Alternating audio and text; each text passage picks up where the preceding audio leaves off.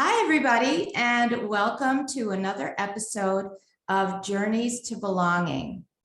I am very excited to talk with my guest, Nick DeForest, today because it's a topic I'm very interested in, and I think I had preconceived ideas about while I was growing up. Welcome to the podcast, Nick. I can't wait to hear about your work and your journey. Oh, thank you very much for having me, Helene. This is great. Yeah. I'll talk just a little bit later on about my preconceived notions about your role and what you do. But I didn't really say anything at all about who you are, where you are, and what you're doing. So please tell our listeners. Absolutely. Well, I'm a Canadian and I'm in Vienna, Austria right now, and I've lived here for 23 years. Wow. And I'm an athletic director at the American International School of Vienna. I didn't have any idea about what this job was growing up because I didn't even know it existed. I didn't realize till I came here. But it was something that I always loved to do, and that is organize athletics teams and events and just interact with really students, coaches, and parents all the time. In all different ways, you know, it's really a great job, and I love it because of those different nuances. But yeah, I also have branched out, let's say, and that's kind of why I connected with you and wanted to talk with you today, because it became apparent that it's kind of a lonely job, athletic director. There's only one in a school, and being international, there's maybe only one in a country where you are. So I started out a few years back of trying to bring this international school athletic director community together, and that's kind of got me on a path of podcasting and video discussions and a book. So that's my brief history of where I am and how I got here. Yeah, it's a great segue into our discussion today, because I'm going to ask you specifically to delve deeper into the book and the podcasting and all of that during our conversation today. So the first question I always ask my guests, Nick, is if I say the word belonging or feeling a sense of belonging, what's the first thing or things that come to mind? Oh yeah, great. For me, it's having a group of family or friends that you can share with, relax with, and just be yourself with. So I think that's, personal, professional, and something I realized I needed, and it's something I try to do all the time. So that sense of belonging to the group you're in and just being able to be yourself. Yeah. Right. Yes. Yeah. The things that I talk about in my book, that whole idea of it's not just the personal belonging that we feel, but it's also the professional belonging. And you're a great example of that. And this I'm really excited to get into that right now. So my first question is, what was your journey like while you were growing up? In terms of, what you did, a little bit of your background and how you got to Austria, and what was the role of sports in feeling a sense of belonging while you were growing up before you got to Austria? Yeah, great question. And sport was a massive role in my life. My father was the head of our city baseball organization. So he coached me, but he also ran all the teams and helped organize the events, kind of like an AD now for a school. Yes. So I saw that side of it. And then my mother and uncle and that side of the family were all teachers. So I was really into teaching, and early age, I saw how those two worlds, which are very separate in a lot of ways, are really linked, a coach being a teacher and vice versa. So I was really into this educational athletics idea without even realizing it, because I kind of had it from both sides, the sport and the teaching side. But that was me growing up. I played baseball and I played hockey, and then I didn't quite know what I wanted to study. I went and played baseball in Buffalo at Erie Community College. Where I grew up. Yeah, absolutely. I love Buffalo, and I enjoyed my 2 years there, but I still didn't know what I wanted to study. And then I got an offer to come over to Europe and play baseball in Vienna, Austria. And I thought, this is 1999. I had no idea there was baseball in Europe, and I thought, Mhm. yeah, Western New York, as much as I like it, for another couple of years, or go off overseas. So 1 year turned into 2, turned into 23, really. In the middle, I finished my degree, history Mhm. degree, my teacher's degree, and then really been full-time at school here now for 18 years, and Awesome. loving it ever since. So I'm international, but not the typical international person that moves around, which I really thought for a while was a negative, because I didn't have experiences from other schools, like some of my Right. colleagues, like, well, when I was there or when I was there. Right. So I started to find those differences from different schools in Mhm. talking to other ADs, because I couldn't go and work there. I needed to get more info, and I realized that I was quite unique because I stayed, and because I can really realize what it's like to put roots in, and how much change Mhm. you can bring to a community when you stay, and don't just, Right. let's say, rotate through every 4 or less years, like some Right. people. So Yes. yeah, yeah, Wow. Yeah, that is quite a journey, and I love the intersectionality of the teaching with the coaching. And from having read your book, I can see where you developed. And also, yes, I know that the AD position in schools internationally, because I've lived internationally mhm, since 1984 in Kuwait, how lonely it can be. And many times I know in the United States, there are positions of some kind of coaching, instructional coach mhm, or some type of coach, and they're the only one in the school, right, sometimes in a small district.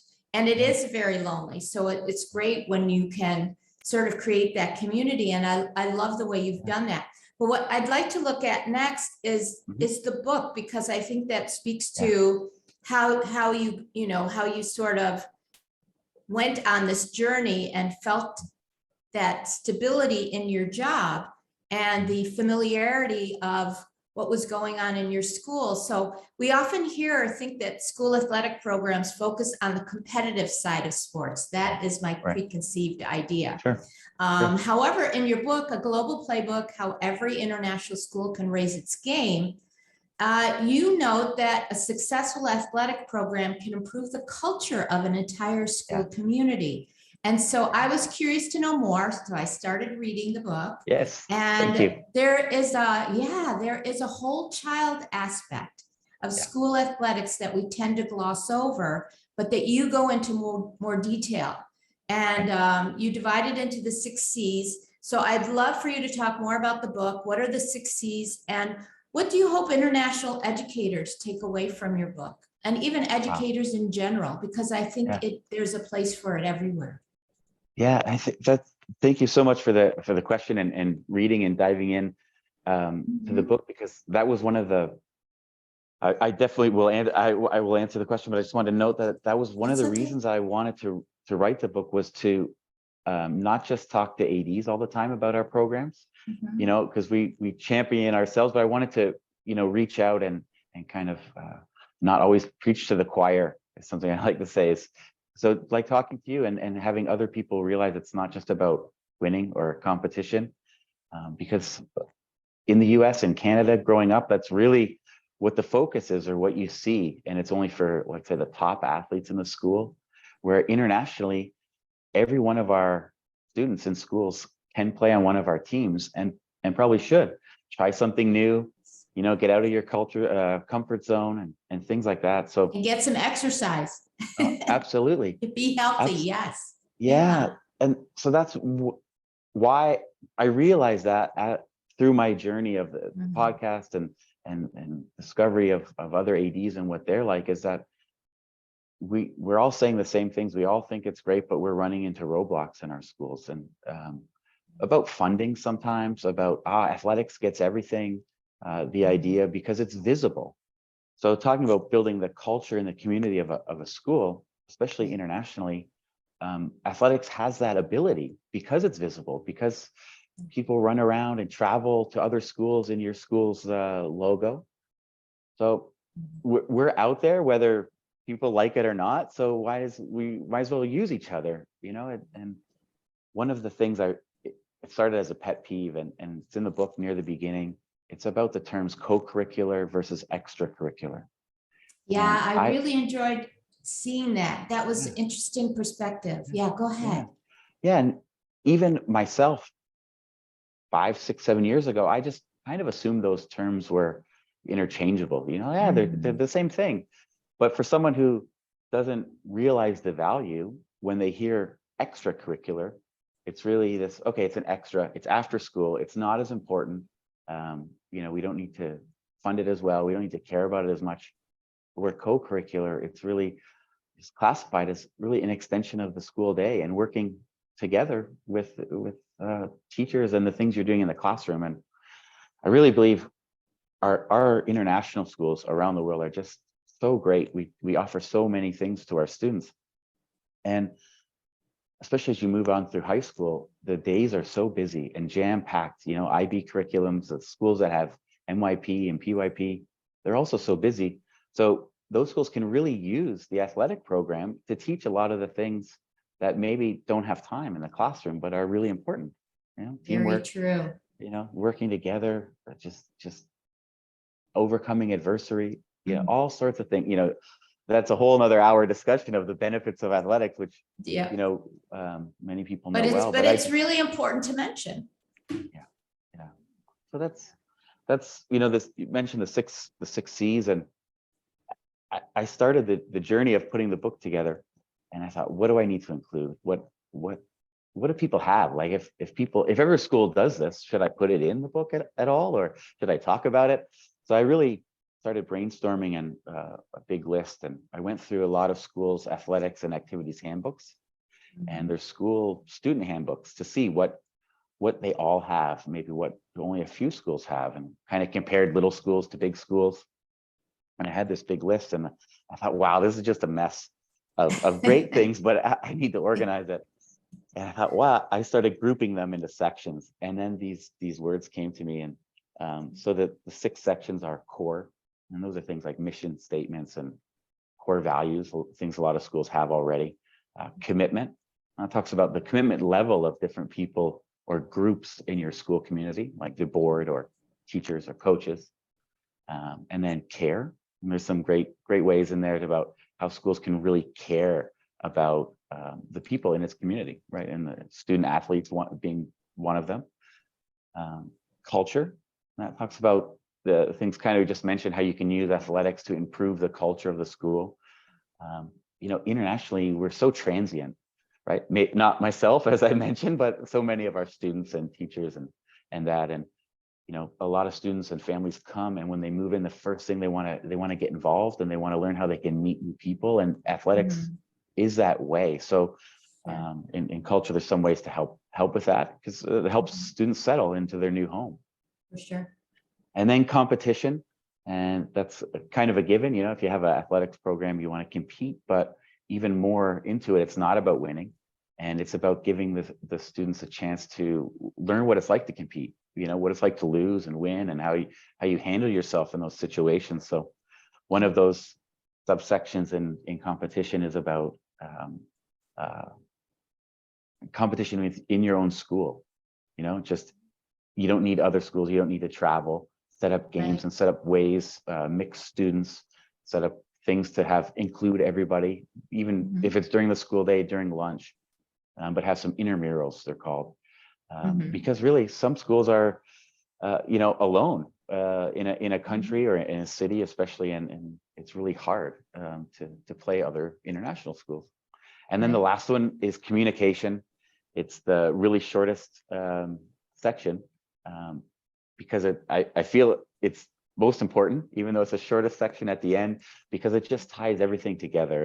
And that goes back to just everything in life, your family, how you communicate with your sons and daughters and parents. And it's just prevalent in our society of how we communicate and how important it is to, be on time with communications, accurate, and just, you can have these great ideas and I can organize this fantastic intramural event on a Friday in 2 months and have all these great things. But if I don't have the teachers informed or talk to them about it early on in the stage, we can run into some friction. So just it goes into some things about that and how important it is to communicate well. And that's also with the board to the AD, if there's some big school events happening that the principals are working on, have they put it on a weekend where your volleyball teams are all playing, and then the students have to choose, do they go to this big community event or they go to the volleyball? Yes. Yeah. So, and in our school, the athletic director position has always been a part of the admin team, and they're right there having the conversations, and because we really represent a good part of our students and a huge part of what they feel is important to them. So having that voice on the table is one of the main things that I think is important for a school of any size. It can be, a school of a couple hundred kids in a remote place, but the AD can do so much more. It's not just about having a lot of teams and things like that. It's really using the athletic program to better the lives of the students. Yeah. Yeah. And I love the way you broadened your view and written the book to broaden everybody's view of what an AD does, but also, or can do. And also, the influence, like you've been talking about, of the idea of sports and the co-curriculars and the intramurals and things, and also teaching those life skills, which a lot of times, those soft skills, life skills that people think, oh, we need to teach them separately. But I mean, if you're looking at the skills that employers are looking for now, a lot of it is represented in sports. So why can't we go ahead and make sure that everybody in the school has that advantage? And also sports are a way to, to bring the community together, because you're representing your school, right? Yeah. The teams are representing the school. And so having the community come behind that is really, really important. Yeah, and I love the way the book sort of develops. So you start from the whole idea of the core, the mission statement, what do we believe in? Let's take a look at that. And then all the way to the idea of communication. It's probably short because you've mentioned so much of that along the way, is that if you're communicating your mission statement in the right way and you're actually doing it, then that sort of guides everything else that happens. Yeah, I also love the fact that you included the voices of other ADs around the world, and the amount of research that you talked about that you did. You didn't just sit down and say, I came up with these 5 C's and this is what I'm going to do, but you reached out to other ADs. You read what kinds of things they're doing. You sort of did a statistical analysis of what they're doing and said, this looks like something that we should all be able to share. And so, I love that part of your journey too. Well, so thank you. Tell me just really briefly about the voices that you asked and how you sort of interwove that into the book.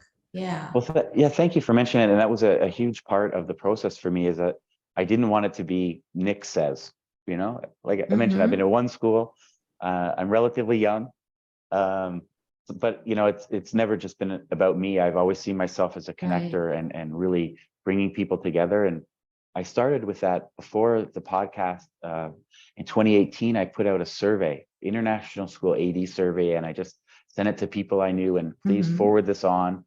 Try to get it. I call it our state of the industry, and questions where we can compare. So back then I started reaching out and hearing things from other people. So when I thought about the book, I thought, well, I have to include some of these great people that I've met through the years. So that was the most rewarding, but also a bit of the most time-consuming part, because I had multiple interactions with 70+ people back and forth about, what do you want to write about? Or I have these couple areas that I would love a comment on. Do any of them speak to you? So I wanted to give people the choice of, what you do at your school and what's important to you. And of course, near the end, I picked a few of my key, top top guys and said, look, I really only have this section, but I think you can come up with something great for it. And they did. So in every subsection, I have one other, not just AD, but there's some other teachers and a director around that contributed to that section. So sometimes I've had to then change the idea of that subsection after I got their submission, because I was like, wow, that's fantastic. I didn't even think about that. Oh, wow. You know, and so it made me look at some of the things, not just for the book, but some of the things I do here.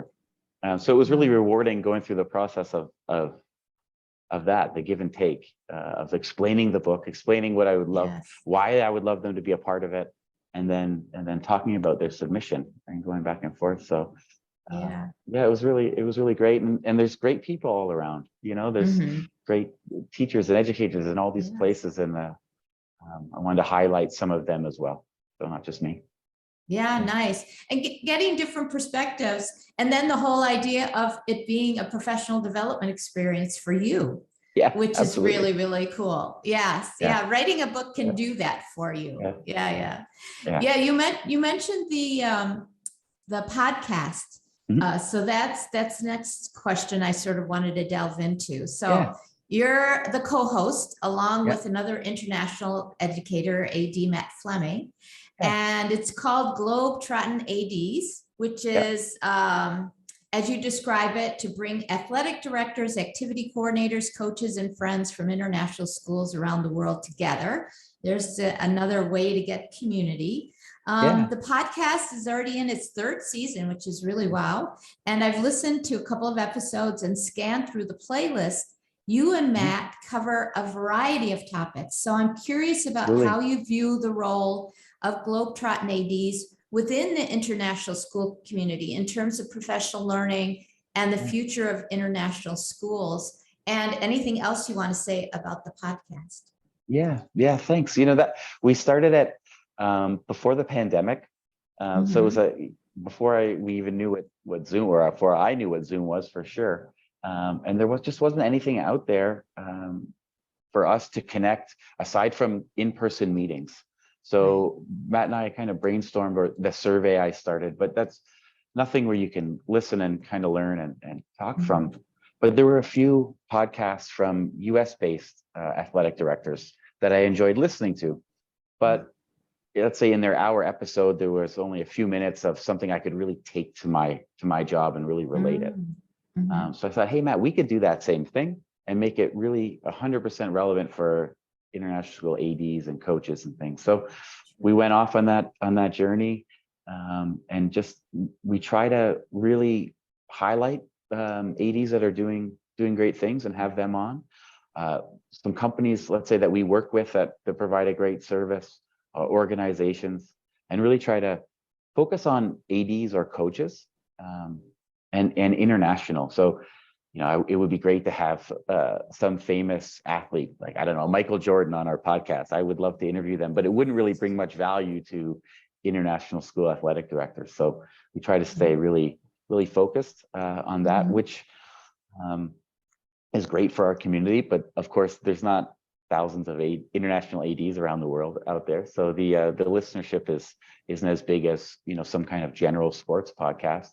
But it's been fantastic of the learning. The same thing with the book, you know, people writing us, hey, I do this great thing at my school. I'd love to be on your podcast.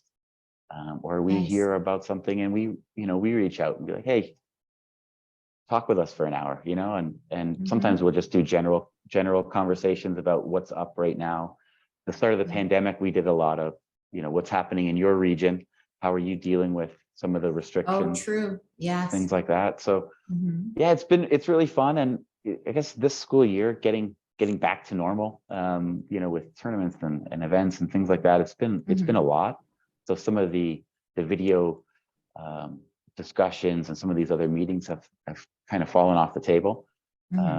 But we want to keep the podcast going. So we try to do one every 2 weeks, and just to keep that out there. And it's great to hear messages after a podcast goes out, like, oh, that was a great episode, and thanks for sharing that. So I get a lot of those.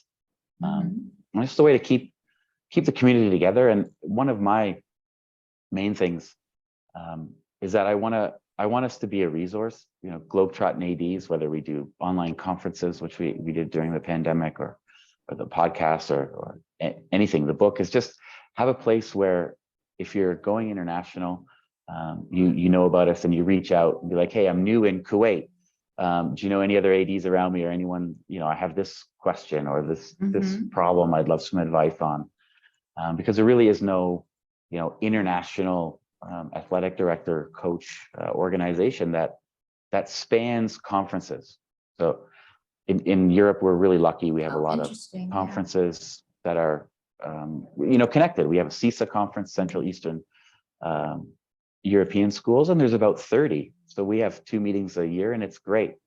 You you be in the same room with these people, but it's still only your region. And sometimes, outside, I might have more in common with the AD in Mongolia than one in Salzburg, a couple hours away. Right. So I always wanted to be a place for people around the world to be able to connect and learn from. And it's been going well. The people I know around from all corners and areas of the world it's hard to believe when I think back 10 years ago, or as a kid growing up in Southern Ontario.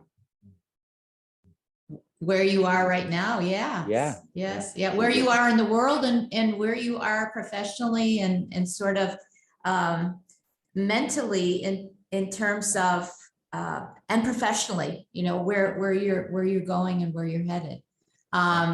So yeah, really, really interesting. I love the name of the podcast, the Globetrottin'ADs, and the fact that you are looking not just at sports particularly, but this broader sense of the whole child, which is are things that would affect each student in terms of making sure that there's inclusivity, making sure that there's a look at diversity, social justice, and things like that.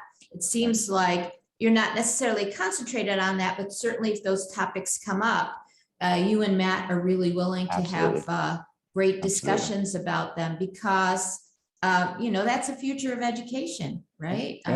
And certainly international education. I know there's a big movement by ALOC and some of the other organizations to make sure that international schools aren't totally centered on certain populations in terms of favoring those kinds of narratives and so forth. So it was really great to see. Yeah, it's go a great ahead. way. Yeah. Athletics is a great way to bring everyone together and compete and learn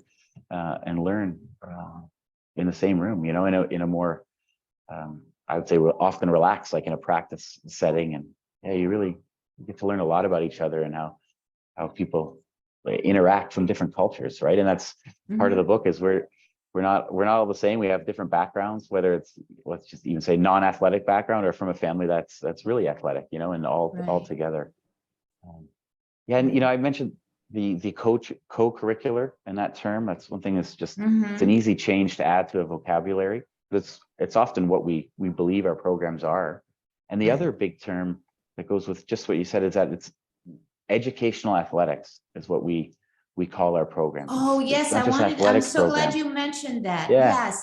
Tell us about that term. Yes. Yeah, and it doesn't have to just be school athletics, but just the idea that we're here not to win games. It's educational athletics, and that can be Little League baseball. Not all the teams are going to the Little League World Series, but you should be playing Little League baseball and coaching Little League baseball to help educate kids and all those things we talked about. So just putting that at the forefront, educational based athletics, lets everybody know, from your parents to the other teachers to the coaches, to know that's the focus. And I ask our coaches to try to work that in wherever they can, or in their practices, work in, these life lessons, but talk about them. This is why we're doing this, or this is important because, how you interact with the officials, with the other opponents, and just relate it and keep that on people's minds. We're not here to win. It's education. And for the school part, it's an extension of the school day. And it really, and I'm very fortunate here. We have a lot of teacher coaches I talk about that in the book, how vital I think that is for kids to see their teachers outside of the classroom. But then when they see their teachers coaching, that they know that their teachers value the program, that the school values the program.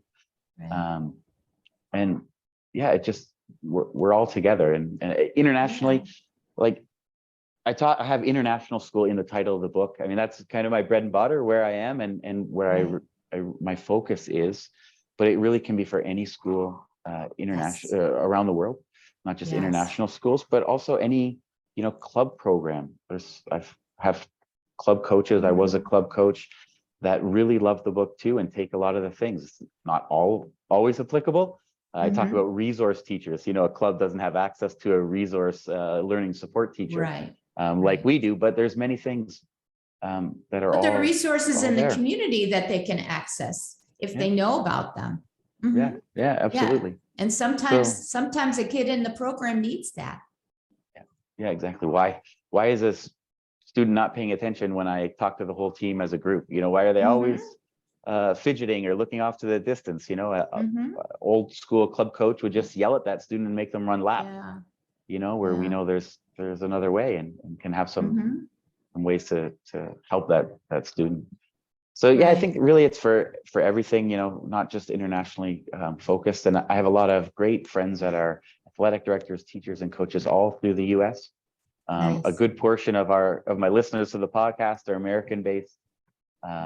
So I really think we can all learn from each other, and for sure, and share. Yeah, for sure. And I think in general, educators there is a lot that they can take away from this.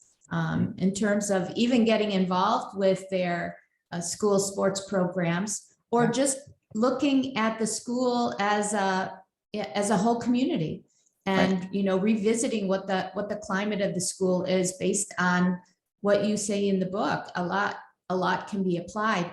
I hadn't thought about this while I was reading the book and learning more about you, but our discussion has brought it to the surface.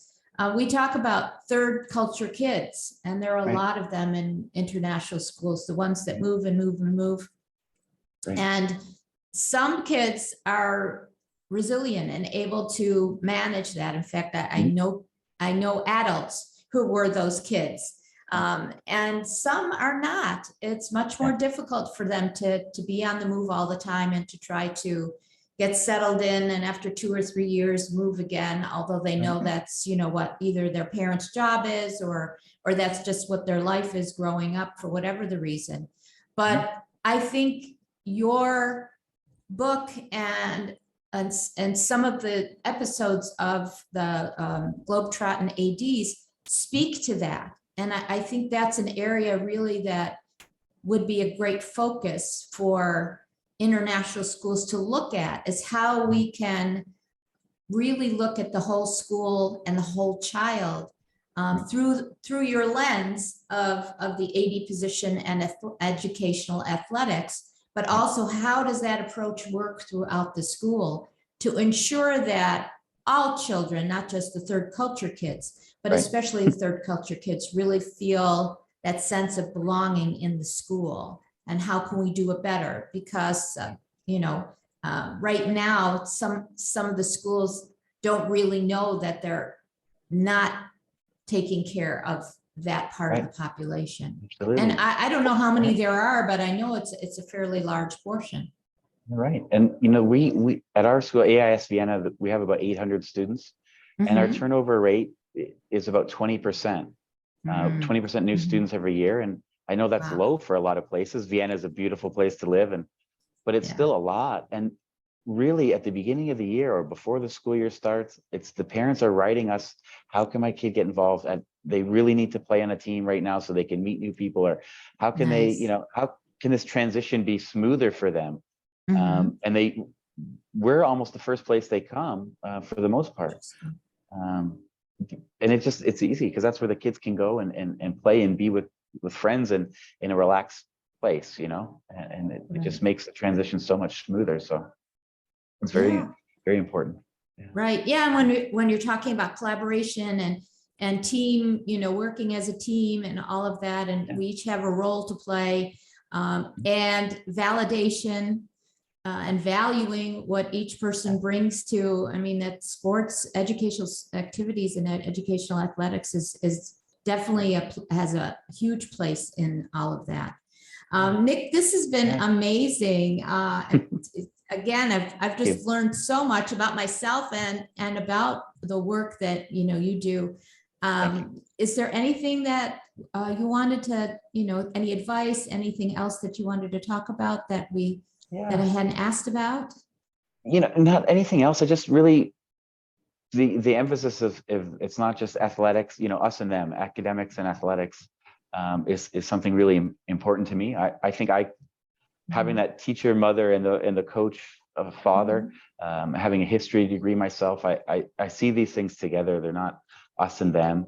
And if there's any kind of that attitude at a school, even with just a few teachers, can be really damaging to the students and the whole idea. So just like to stress how I think important that is when a school is completely unified, that they don't have to love athletics, but just that everyone really believes that athletics is a valuable and important part of our students' lives. And that we shouldn't be adversarial at all. I think is important thing to stress. Yeah. Yes. And truth be told, that's the way I felt when I was growing up. I was the musician. I marched in the marching band. Oh, wow. But athletics always seemed to get, the budget, and the programs that I loved were the ones that seemed to be cut. And so, you grow up with this attitude, but I love this idea of educational athletics and bringing it all together. And I love the fact that you ended up on that note, Nick. That's just thanks. Perfect. Thank you. Yes. Yeah, thank you. So I have a feeling that people are going to want to reach out to you and learn more about Globetrottin'ADs and your book. So, and all this will be in the show notes, but tell everybody how they can easily find you. Yeah, it would be fantastic to reach out to anybody wherever you are in the world or what you do. I think maybe the easiest, I am on Twitter. So Nick_GTADS, my short form for Globetrottin'ADs. But I have a website, Globetrottin'ADs.com, and there's a tab for the podcast, a tab for the book, about tab about me in the contact there. But I would absolutely love it. I would just love to mention that a lot of help, and the way that we connected was through School Rubric. So schoolrubric.org is a great resource for anybody around the world. And Wallace has been a tremendous help getting the book going and just mentoring me, being able to connect to these people outside of, I would say, what was my old comfort zone, maybe just athletics and sports people. He helped me really reach out from there. And yeah, I would love to, if anyone is listening, I do speak at different conferences, and I've done talks at different schools, online and in person.